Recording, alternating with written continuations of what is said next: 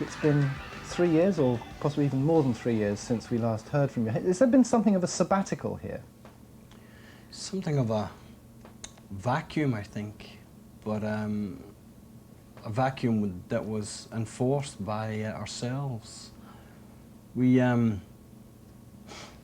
80s came and went for us so fast without really taking time to judge where we were in the scheme of things and judge where we were in terms of the band and the whole industry that had grown up around the band. And I think at some point, if you're going to have a 10 or 15 year career, or fortunate to have even more than that, then you're going to have to take some time. In 11 years we did, well, 11 or 12 years, it will be 10 studio albums and countless tours. And I think maybe the breaks would have honed the quality, I think, of things. But by and large, there was nothing, there's no way we had to do what we did. I just wish that this vacuum we've taken, this place, this space we've taken between real life and the new album, I think we should probably have stopped after street fighting years. Maybe it was just because it was the end of the 80s, and we could have got ready for the onslaught of being a band outside of their decade. In the 80s we were kind of almost steamrolling our way through the 80s. We never really even thought about any. It was like, always the next album, and then it would be the next tour and the whole thing. I think really what we discovered in this period is that we're songwriters, and we really want to try and focus as much time as we possibly can in the future on that. And that's really, the big difference is that, it was fine in the 80s, it was great, we don't regret anything. If we had the chance again, we'd keep it exactly as it was. But if there was one thing that we did miss out on, is we kind of spent too little time on the songwriting and possibly too much on touring, and this is something we'd like to kind of redress the balance in the 90s. Everything has changed so much with our band. I think primarily we started the band as a duo, and kind of back to that, which kind of went on without us really knowing about it. Members would come and go, and especially the last 2 or 3 records, I think we were trying to forge a band identity, which was no problem playing live. But work-wise, I think we should have faced the sort of inevitable, and that's what we've tried to do with this. The title of this album, Good News from the Next World, suggests almost that there's a big idea behind it. Is that the case?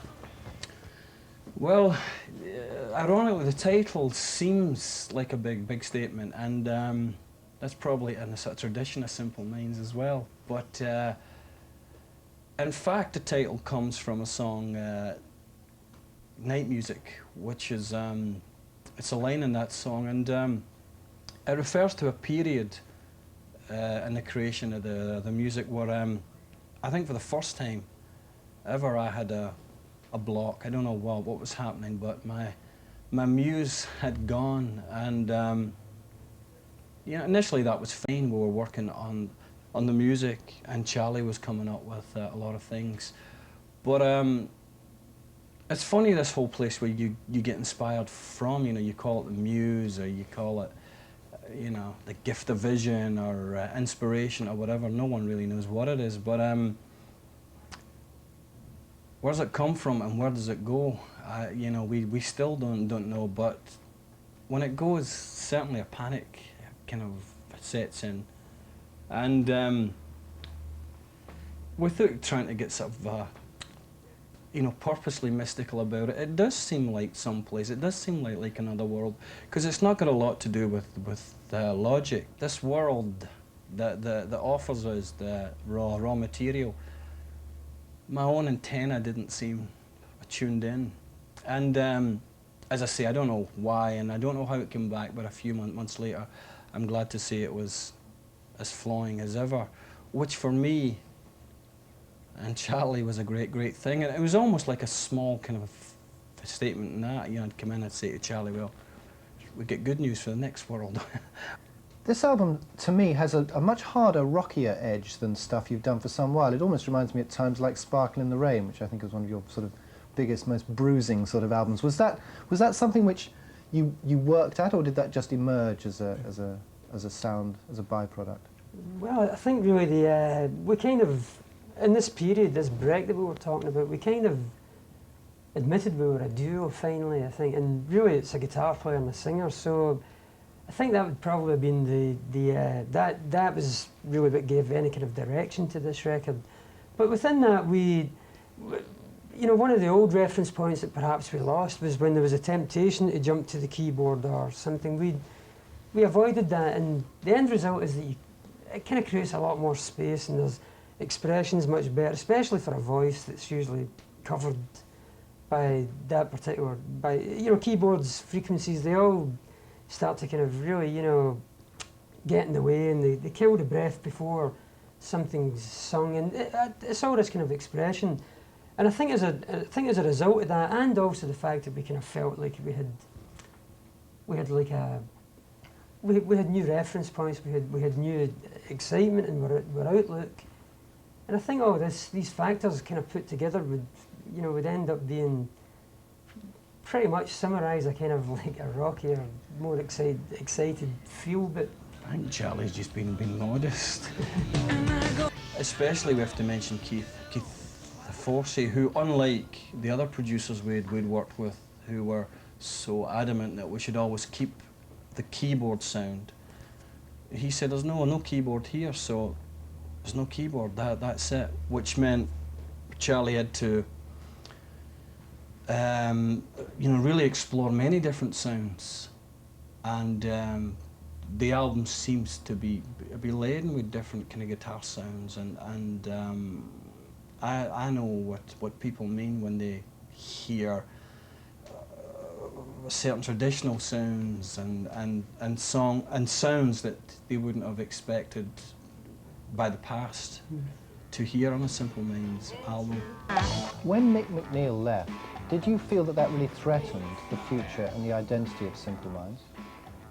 no, I don't think no, we wouldn't have. In fact, our kind of reaction to that, and maybe it was a folly.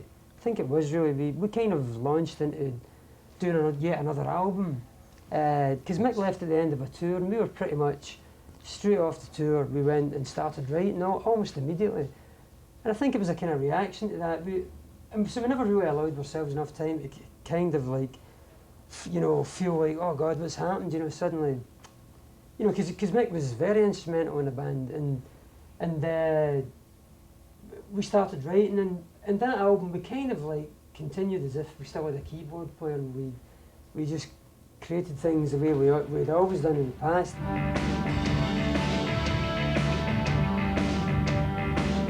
My faith got rocked quite a bit by it, more than I would have cared to admit at the time. In some ways, it was you know, also a relief, and it was exciting because he hadn't been happy, and when people aren't happy, then it's hard to be creative, and it's hard enough to do this without all the excess kind of baggage. But I didn't think he was going to leave. I thought he probably just needed a break or a rest or something, because I suppose we had thought of ourselves as being the trio, and you know, the very essence of Simple Minds, sound-wise, was always keyboards and guitar, but probably, ironically, even more keyboards in terms of the effect and the space. You have shed quite a lot of other musicians along the way. Have you actually had a fairly turbulent history as a band? It hasn't been, but looking back, there's been a lot of changes, and some, you know, a lot of times people just left, and as we say, other times it's kind of like, you know, for one reason or other they had to go. You know, it would have been something kind of, you know, inevitably, it would have just been, you know, a breakdown. You would never be able to work. So we were fortunate in all these things. I don't think we've suffered any major kind of like, you know, traumatic experiences through it, even though, having said that, I mean, there's been big changes and things that are... I think although there's been lots of people kind of coming and going. We can only really remember most people having a good time and playing great shows and working hard on the records. But the thing is, we don't know how to do this by halves, and when it's not working, you have to take the sort of bull by the horn and get down to it. It's not that I don't think our thing is riddled with casualties. Some people made a lot of money and decided that was enough, which personally to me is a real cop-out.